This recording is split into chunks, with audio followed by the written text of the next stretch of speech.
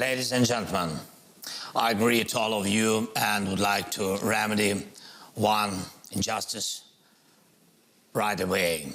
This panel discussion is called David on the Dnipro.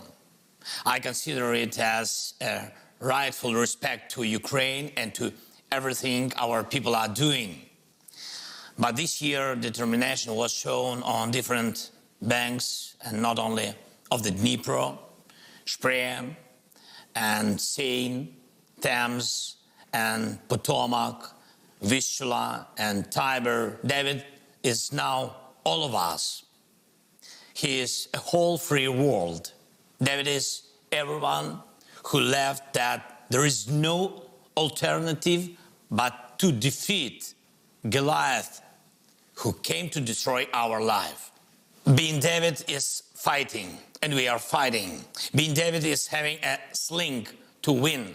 We do not have yet the David's sling from Israel, but I believe it is just temporarily. Now I would like to thank for the powerful support and mighty weapons. I thank Olaf and Emmanuel who are present here on this panel, and I thank all our partners present here in Munich, the United States, Britain, all the countries of the EU, and all from the whole world. I'm grateful to everyone who gives the sling to Ukrainian David, thanks to which Russian Goliath has already started to lose his ground. Thank you very much. Thank you.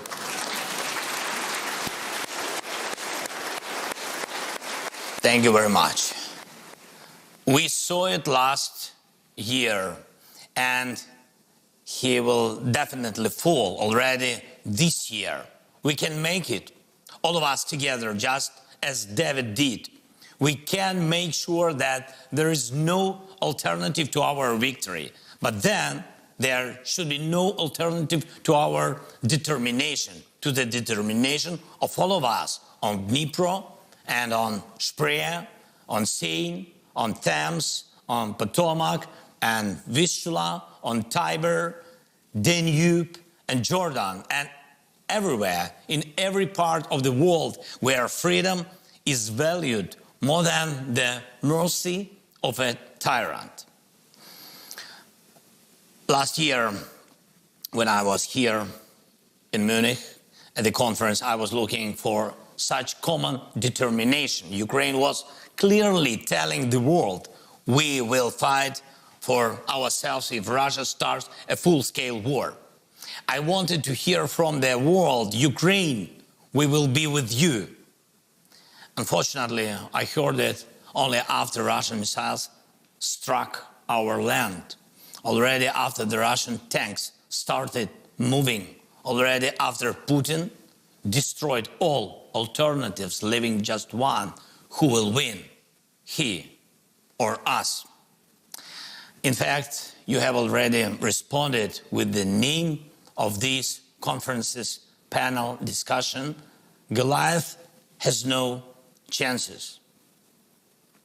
But unfortunately, he has a potential. Unfortunately, he tries to buy additional time for his aggression, trading with the world. Unfortunately, he can still destroy many lives, many. That is why we need to hurry up. We need the speed of our agreements, speed of our delivery to strengthen our sling, speed of decisions to limit Russian potential. There is no alternative to speed, because it is the speed that the life depends on. Delay has always been and still is a mistake. While we negotiate how to strengthen our defense with modern tanks, the Kremlin is thinking about ways to strangle Moldova. While we are trying to convince that Ukraine needs modern combat aircraft, the Kremlin has already convinced the Iranian regime. The result is not only lethal Iranian drones in Ukrainian skies, but also something with which the Kremlin paid for it. Are you sure it's just money? or maybe the world will face the enriched Iranian regime. And to what extent? 90%, 92 or 100%. And I'm sure none of us wants to let the region of Middle East and the Gulf to taste it, while we spend weeks to agree on new sanctions against Russia. The terrorist state is looking for ways to adapt to the restrictions already in place. Through parallel imports, shadow fleet of tankers and the like. Where shall we see the impact of this illegal profit of Russia? In the efforts to corrupt your political systems and international institutions, in attempts to destabilize your social life, and in disinformation campaigns against your people, in escalation in those regions that are sensitive to you. What awaits, for example, Libya, Mali, or Central African Republic while Moscow had the power? What awaits Syria? Nothing good, just like many other nations. So you will have no rest as well. So it's not just about Ukraine. The point is that Goliath must lose. And there is no alternative to this, because the Kremlin can break the security and peace of all who are now represented here in Munich.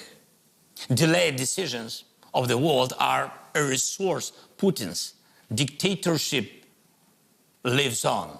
It's been that way for years. The longer the talks about the enlargement of the European Union dragged on, the more destructiveness the Kremlin brought to the then gray zone between the European Union and Russia. The louder it was said that it was necessary to wait before Ukraine was allowed to enter NATO's open door, the more aggressive Russian policy became.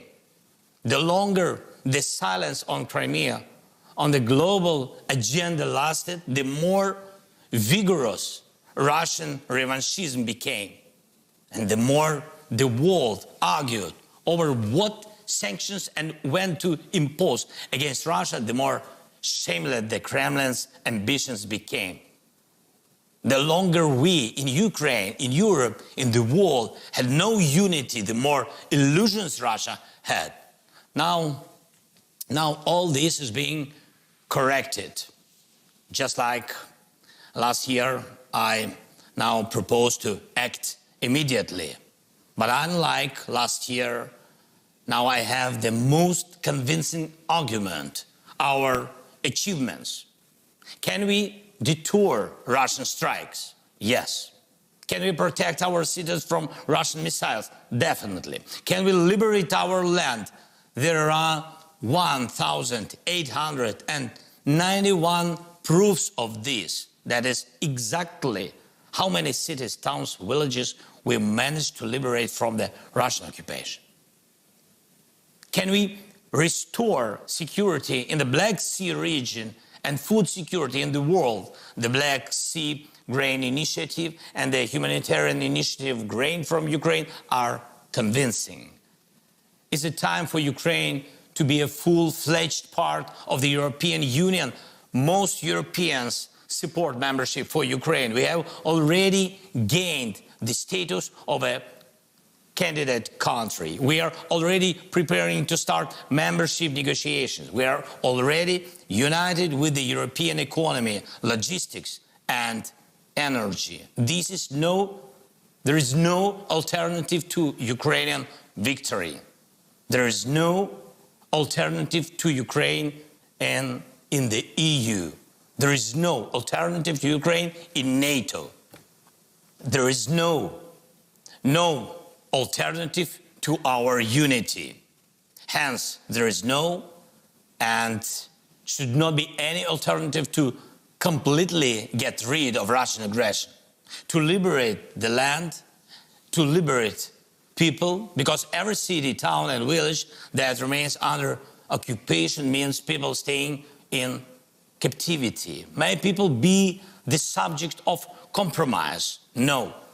We have to liberate Ukraine and Europe, because when the Russian weapon shoot at us, it is already pointed at our neighbors. May Europe be the subject of compromise? No.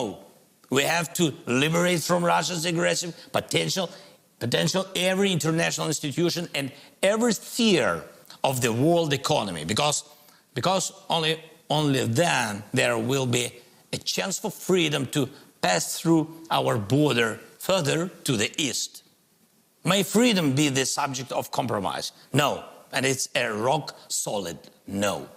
I'm confident that we can gain victory not only over Putin, but also over Putins. Not only over Putins in Russia, but all around the world. Wouldn't this be a proof of the power of the idea of freedom? It will definitely be. Ladies and gentlemen, determination is never abstract.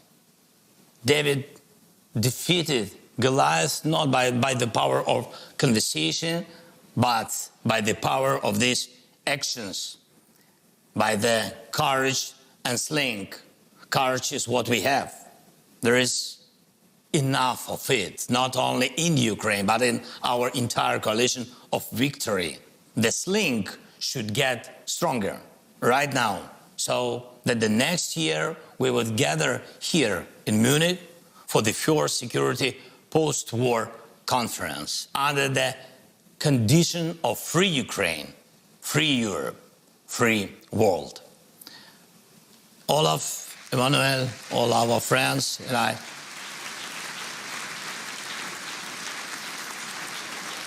Olaf, Emmanuel, yeah, all our friends, I think you've got me right. I thank you very much for your attention. You, Davids of the free world, we united Davids shall prevail over Putins scattered all over the world. Glory to everyone who is now on the battlefield. Slava Ukraini!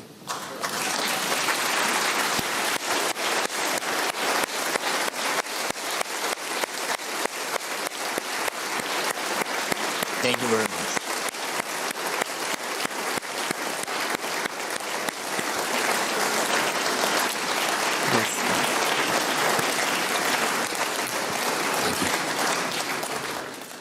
Mr. President, thank you very Пане much for your президенте, words. дуже дякую за ці слова ваші.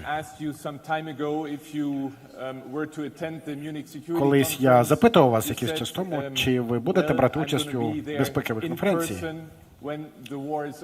І ви говорили, що ви прибудете особисто, коли війна закінчиться. І запропонували наступного року зустрітися у Мюнхені. Сподіваюся, так і станеться. But on the same question, if I may, Mr. President, President Putin clearly counts on the fatigue of the international community and of your country, of decrease in resilience. І сподівається, що це призведе до зменшення підтримки вашій країні, вашого спротиву. Do you share his view? Чи ви поділяєте таку точку зору? Ви знаєте, я в принципі не поділяю точки зору президента Путіна. Я розумію ризики. Я впевнений, що вони дійсно є великі ризики. Він розраховує на те, щоб була уповільнена, перш за все уповільнена допомога, підтримка. І тут я говорю не тільки про зброю. Ми говоримо про підтримку, ми говоримо про фінансову підтримку, ми говоримо про політичну підтримку на всіх майданчиках, включаючи Організацію Об'єднаних Націй на різних майданчиках, політичну підтримку на африканському континенті і розділення те, чого він хоче, об'єднання світу навколо підтримки України. Об'єднання, перш за все, Європейського Союзу. Він працює з цим, його дипломати, вони постійно працюють. Тобто це і є працювати над тим, щоб ми не були такими зміцненими, як нам вдалося цього року. І тоді, якщо ти не є цілий організм, ти будеш втомлюватись, тому що є питання, є багато різних питань і є виклики енергетичні, інфляційні тощо. Він пробує об'єднати всі ці виклики, те, що є у світі, з'єднати з санкційною політикою держав. Але ми розуміємо, що все це відбувається саме через те, що він розпочав війну. Про це не треба забувати. Не треба втомлюватись, не треба втомлюватись, повторювати своєму суспільству і одне одному. І це абсолютно правдиво, втомлюватись про те, хто почав війну, чому він почав цю війну. Абсолютно зрозуміло, що він не буде зупинятись Україною, він з'їсть, якщо ми зламаємось, він буде їсти далі всі інші держави, і інші держави, які були колись скажімо так, в Радянському Союзі. І тому абсолютно зрозумілі його кроки. Він зрозумів, що та швидкість, про яку я зараз говорив, і та швидкість, з якою ми з вами почали працювати, що вона впливає на нашу перемогу, а значить на його програш. Його програш на полі бою – це його програш всередині його держави. Ось чого він боїться – втратити себе в своїй державі. Дуже дякую, пане президент. Ми бачимо, що Росія кілька днів вже намагається розпочати наступ. Хотів би спитати, як ви думаєте, як воно розвиватиметься, і чи переживаєте ви, що Білорусь може приєднатися до путінської атаки на вашу країну? Щодо наступу, дивіться, тут все достатньо зрозуміло і не так складно. Там не такі генії працюють у військово-політичному керівництві Російської Федерації. Вони шукають слабкі місця в нашій обороні, дивляться на нашу логістику, чи встигають наші партнери з постачанням відповідної допомоги і підтримки. Тому він не випадково вони б'ють по цивільному сектору, б'ють по інфраструктурі, по логістиці нашій державі, по енергетичній мережі. Тобто все це удари не випадкові, залякування людей, щоб був хаос і щоб знов-таки не було міці від об'єднання всередині держави. Вони постійно над цим працюють. Тому вони шукають будь-які слабкі місця. Вони дивляться на південь нашої держави, вони працюють без пауз всі ці місяці, майже рік. Вони працюють на сході нашої держави, там найбільш гаряче і постійно, і там їх найбільше угруповання. Навіть тоді, коли ми деокупували Херсон, ви знаєте, що десь 40 тисяч їх військових бігли, просто бігли. Там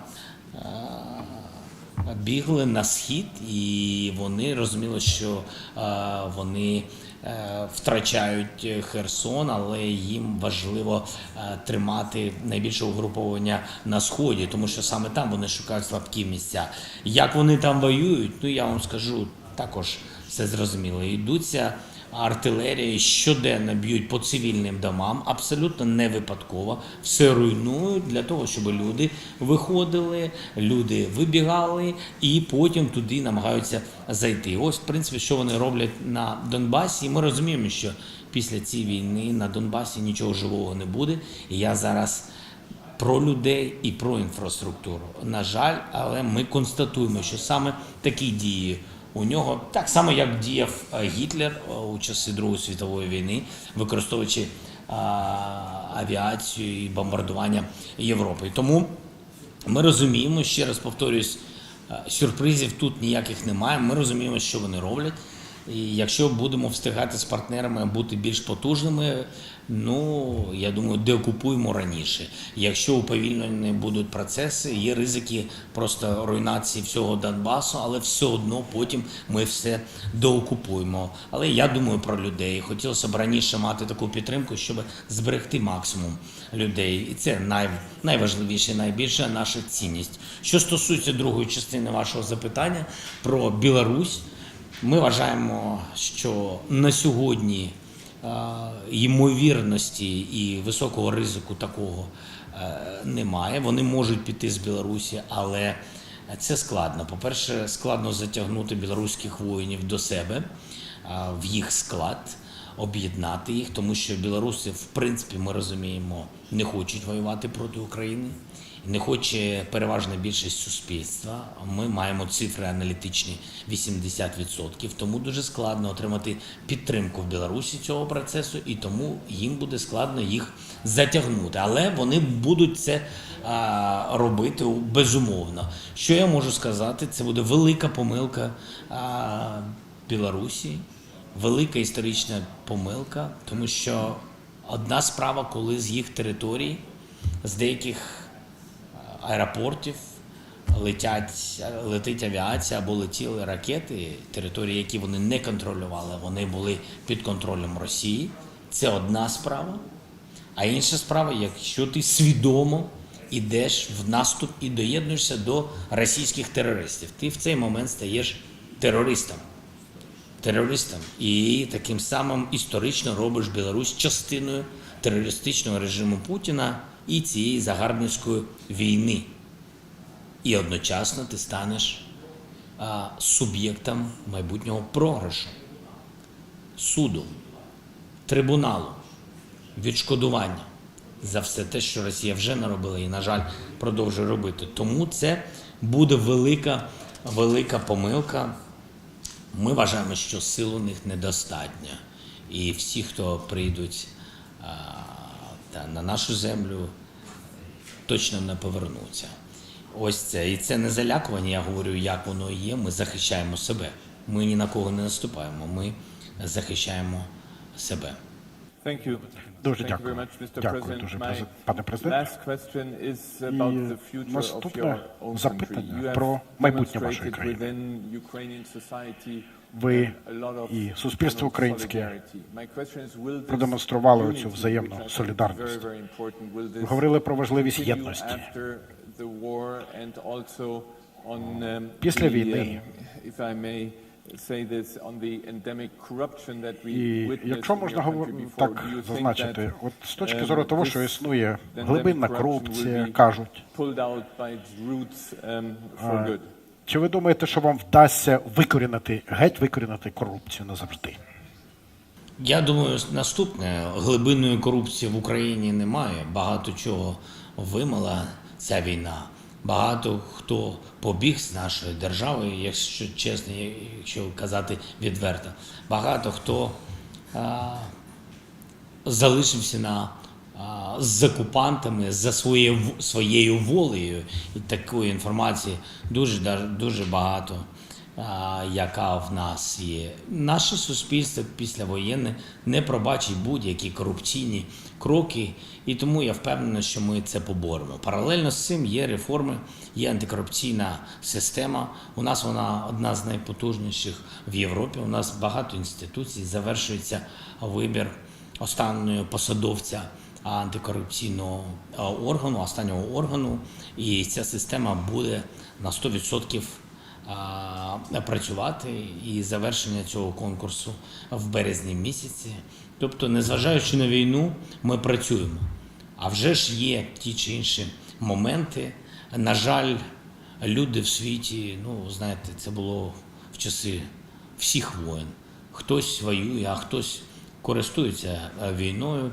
Я впевнений, ми все це поборемо, тому що цього вже залишається не так багато. Дуже дякую, пане президенте. Думаю, що висловлю загальну думку, подякувавши вас за ваш виступ сьогодні. Бажаємо вам, вашому народу, усього найкращого. Ми зробимо все можливе на Мюнхенській безпековій конференції, аби забезпечити підтримку вашої справедливої боротьби. Дякую, що були із нами. Всього найкращого, пане президенте. Дякую. Thank you so much. Thank you, everybody. Good luck and peace. Thank you for support.